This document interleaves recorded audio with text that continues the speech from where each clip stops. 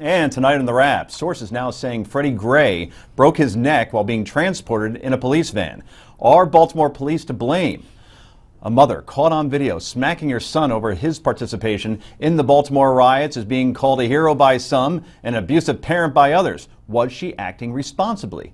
Independent Senator and Socialist Bernie Sanders announcing this week he will seek the presidency while trying to get more money out of politics. Is that a pipe dream? And finally, is political correctness completely out of control? Rhetorical night tonight. We've got all of that, plus yay or nay and potluck. This is the Daily Wrap, live from New York City.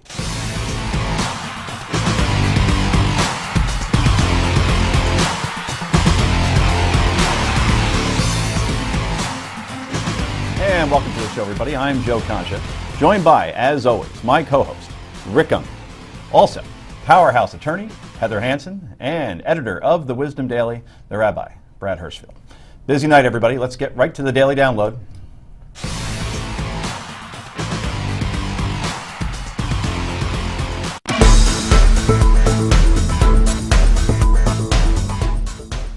And we begin tonight in Baltimore, where it's been a day of bombshell developments.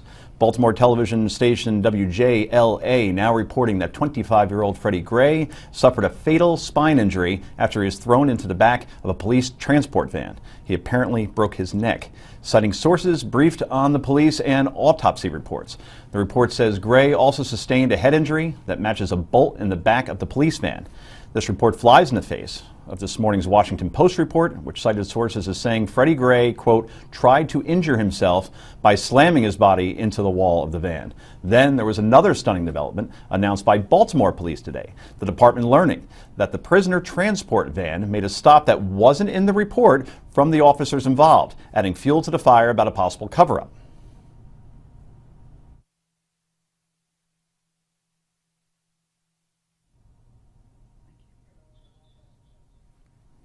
Okay, we lost audio there for a second. Police would not expand on why that stop had been reported by the 6 suspended police officers. The results of the police investigation is now in the hands of the city's chief prosecutor, but is now being made public at this point. Not being made, I should say.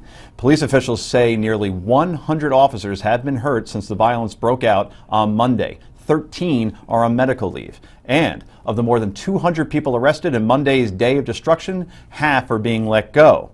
To help calm some of the tensions in Baltimore, dozens of former and current Baltimore Raven football players spoke with students today, and that includes local legend Ray Lewis.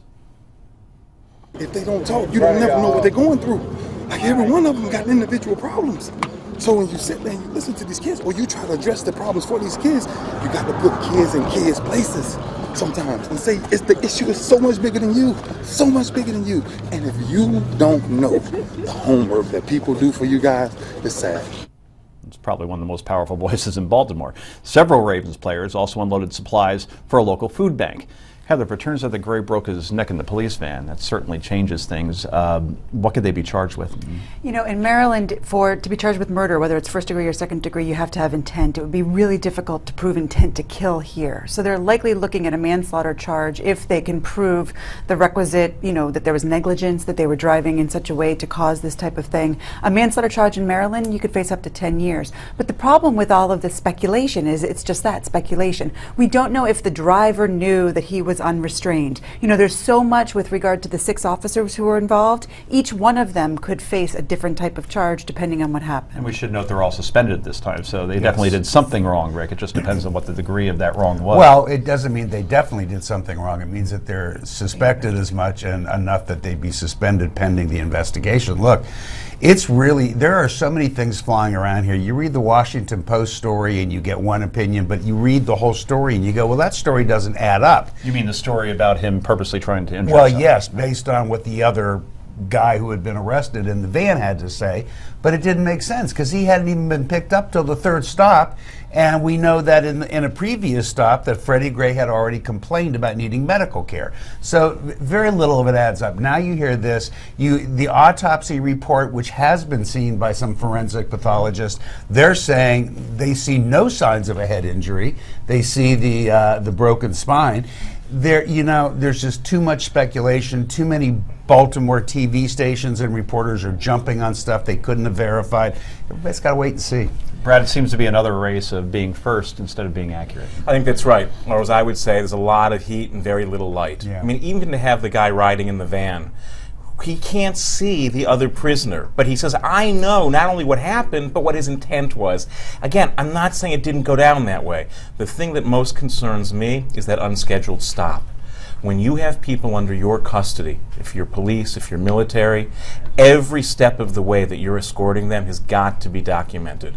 The fact that I'm not saying what they did, we don't know, Well, we to do Rick's know, point, actually, the but that police they said made that that they- stop, yeah. and that we know from filming. And they didn't We report don't it. know if the driver got out, if he went to the back. I would love to know all those things, but the fact they stopped alone and that's not recorded when you have people under your care, that's a very serious thing. If they did nothing beyond that, it's a serious thing. Well, the hardest thing right now is this Marilyn Mosby. It's in her hands. She's the prosecutor there. She's something like 35 years old, very young. And it's now up to her. All of this information, all of the investigators' information has now come to her to determine whether or not she wants to go forward with an indictment. So that decision will be made over weeks, if not months. So all of this unrest and frustration is just going to be sort of simmering until that decision is made. Rick, we saw it with Ferguson. It took Yeah. obviously a long time for finally that grand jury decision to come did. back. It And did. during that time, it was ambiguity. And when that happens, it leads to speculation and unfortunately unrest. Well, you know, if this state's attorney may opt to go a different route, that she doesn't have to take it to a grand jury. She can swear out her own complaint, her own charges. And